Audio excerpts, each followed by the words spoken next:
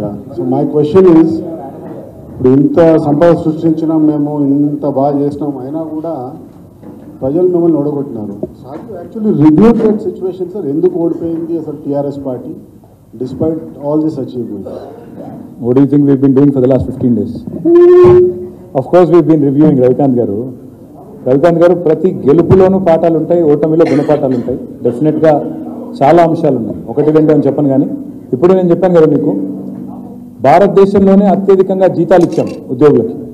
కానీ ఆ ఉద్యోగులకు ఈ జీతాలు అత్యధికమనే మాట మేము సరిగా ప్రచారం చేసుకోలేకపోయినాం.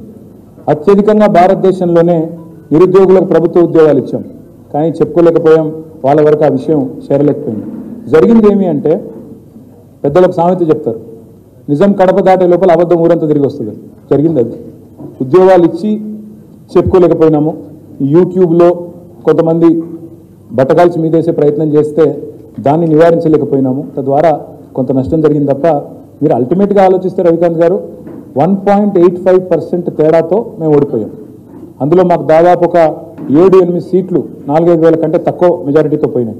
కాబట్టి ఇదేదో మాకు రౌట్ కాదు, ఘోర అపజయం కాదు, కేవలం ఒక చిన్న స్పీడ్ బ్రేకర్ మాత్రమే. అందుకే ఆ కాన్ఫిడెన్స్తోనే చెప్తున్నాను. ఆల్రెడీ ఇప్పుడున్న పరిస్థితుల్లో ఇప్పుడు ఏం జరుగుతూ ఉందో ప్రజలందరూ గమనిస్తూ ఉన్నారు. అలవి కానీ వాగ్దానాలు, తెలిసి తెలియక ఇష్టం వచ్చినట్టు చెప్పడం, ఇవన్నీ గమనిస్తున్నాను నేను. అందుకే రాష్ట్ర ప్రభుత్వానికి నేను ఒకటే కోరుతా ఉన్నాను, మీరు విజయవంతం కావాలని మేము కోరుకుంటున్నాం. మీరు ఇచ్చిన ప్రతి హామీ నెరవేర్చాలని కోరుతున్నాం. 100 రోజుల్లో చాలా చేస్తామని చెప్పారు. మరి 100 రోజుల కౌంట్ డౌన్ ప్రారంభమైంది. తప్పకుండా 100 రోజుల్లో ఇచ్చిన అన్ని హామీలు అమలు చేయాలా. మొన్న ఆల్రెడీ 4 మడతేసినారు. నిరుద్యోగ భృతి ఇస్తామని చెప్పి మేనిఫెస్టోలో పెట్టినారు. మొన్ననేమో ఉప ముఖ్యమంత్రి గారు మేము అనలేదనే మాట అన్నారు. సో ఇట్లా ఎన్నో అంశాలు ఉన్నాయి. 6 గ్యారెంటీలు కాదు రవికాంత్ గారు, 412 హామీలు ఉన్నాయి. మేము లెక్క తీసినాం. మా పార్టీ తరఫున కూడా ఒక షాడో టీం ఏర్పాటు చేస్తాం. అంటే డిపార్ట్మెంట్ బై డిపార్ట్మెంట్ ఒక షాడో టీం మేము ఏర్పాటు చేస్తాం. వేరే దేశాల్లో షాడో క్యాబినెట్ అంటారు అనుకుంటా. సో అట్లాంటిది కూడా మా లెజిస్లేచర్లో కూడా ఏర్పాటు చేసుకుంటాం. తప్పకుండా ఈ ప్రభుత్వ ప్రతి శాఖలో, ప్రతి రంగంలో వీళ్ళ పనితీరు, వీళ్ళు ఏమేం చేస్తున్నారు, ఎట్లాంటి నిర్ణయాలు తీసుకుంటున్నారు, వాటన్నిటిని నిశ్చితంగా ప్రజల పక్షాన్ని, అందుకే నేను చెప్పిన చివరి మాట అదే, ప్రజల పక్షాన్ని నిలబడతాం. ఒక దీపస్తంభంలాగా మారిన తెలంగాణని ఆరనివ్వం, పడిపోనివ్వమని చెప్తా ఉన్నాం. సరే, రాజకీయాల్లో గెలుస్తామని ఆశిస్తాం. పోటీకి పోయినప్పుడు ప్రతిసారి గెలుస్తామన్న కాన్ఫిడెన్సే ఉండే.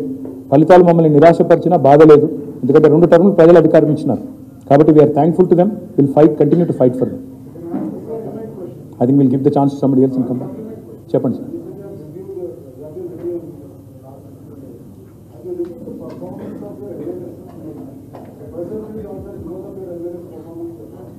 I'll get into the detail at a later point. ఎందుకంటే we have reviewed everything, but it has been mostly internal. అందరితో చాలాసార్లు ఈ మధ్య కాలంలో కలుసుకున్నాము, మాట్లాడుకున్నాం, but mostly it has been internal. I think elaborate on that later. KTR గారు, నా పేరు రాములు అండి, 6TV బ్యూరో చూపు. అంటే మీరేమో లక్షల కోట్లు చేసి అంతకంటే ఎక్కువ అభివృద్ధి చూపించామని చెప్తున్నారు. కేవలం కల్వకుంట్ల కుటుంబ కమిషన్ కోసమే ఇన్ని లక్షలు అప్పు చేశారని చెప్పి ప్రస్తుత మంత్రులు చెప్తున్నారు. ప్లస్ మీ మంత్రి జగదీష్ రెడ్డి ఖచ్చితంగా జైల్లోకి పంపిస్తామని కూడా ఆ జిల్లా మంత్రి చెప్తున్నారు. రాములు గారు, నేను ఒకటే అంటున్నా, మేము ఆల్రెడీ శాసనసభలోనే డిమాండ్ చేసినాం. సాగునీటి మీద చర్చలో డిమాండ్ చేసినాము, శ్వేతపత్రాల విడుదలలోనే డిమాండ్ చేశాం. అధికారం వాళ్ళ చేతుల్లో ఉంది. వాళ్ళ అధికారాన్ని మరి ప్రజలకు సేవలు అందించడానికి, ప్రజలకు ఇచ్చిన హామీలను నెరవేర్చడానికి వినియోగిస్తారా, లేదా కక్ష సాధింపు కోసం వినియోగిస్తారా, అది వాళ్ళ విఘ్నత. మాకు ఏ రకంగా చేసినా మాకు అభ్యంతరం లేదు. ఏ ఎంక్వైరీ అయినా, ఏ కమిషన్ అయినా, ఏ రకమైన ఆదేశం ఇచ్చుకున్నా వాళ్ళు మాకు అభ్యంతరం లేదు. మేమే డిమాండ్ చేశాం కదా, మీరు ఎంక్వైరీ చేయించండి అని మేమే అడిగాము. చేయమనండి, తప్పులు ఉంటే బయట పెట్టమనండి, తప్పకుండా అన్నీ ఎదుర్కొంటాం, న్యాయపరంగా ఎదుర్కొంటాం. స్వామి హెచ్ఎంటీవీ, మీరు ప్రభుత్వ రంగంలో 1,60,000 ఉద్యోగాలు కల్పన చేశారు, ప్రైవేట్ రంగంలో 15 లక్షల ఉద్యోగాలు కల్పన చేశామంటున్నారు. యువత మీకు ఈసారి ఎన్నికల్లో దూరమైందని భావిస్తున్నారు?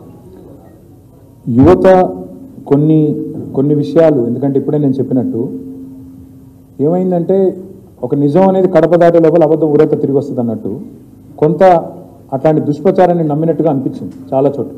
కాకపోతే దాన్ని సవరించుకోవాల్సిన బాధ్యత మా మీద కూడా ఉంది. కొన్ని డెఫినెట్గా కొన్ని ఆ రోజే స్పందించి ఉంటే బాగుండేదని అభిప్రాయం ఉంది. ఇప్పుడు దాని లోతులోకి నేను పోను. డెఫినెట్గా కొన్ని మా తరఫున కూడా కొన్ని చిన్న చిన్న తప్పులు జరిగినాయి, పొరపాట్లు జరిగినాయి, వాటిని సవరించుకుంటా ముందుకు పోతాం. ఐ థింక్ ఇక ఇదే చాలా సావధానంగా డీటెయిల్గా వచ్చినట్టుంది. కాబట్టి ఇంకా మీరు మళ్ళీ ఇంకెక్కడెక్కడికో వెళ్ళిపోతే మీకు కష్టం, నాకు కష్టం. కాబట్టి వదిలేద్దాం, ఇక్కడికి లంచ్కి వెళ్ళిపోదాం.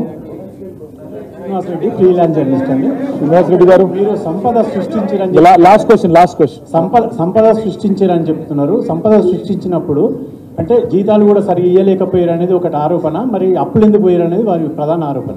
మళ్ళీ అదే చెప్తున్నా బ్రదర్ నేను. ఫస్ట్ ఆఫ్ ఆల్ నిరర్ధక అప్పులు, ప్రొడక్టివ్ సెక్టర్ మీద పెట్టే పెట్టుబడి రెండింటికి వ్యత్యాసం గమనించండి. పెరిగిన సంపద కూడా చూడండి అనేది ఒకటి. రెండవది, ఉద్యోగుల జీతాలు అనేది కరోనా తర్వాత వచ్చిన ఆర్థిక ప్రతిష్టంభన తర్వాతనే కొంత ఇబ్బంది వచ్చింది తప్ప మిగతా సమయాల్లో ఏం లేకుండే. దాన్ని కూడా అర్థం చేసుకోవాలని కోరుతాం. థ్యాంక్ యూ అందరికీ. జై తెలంగాణ.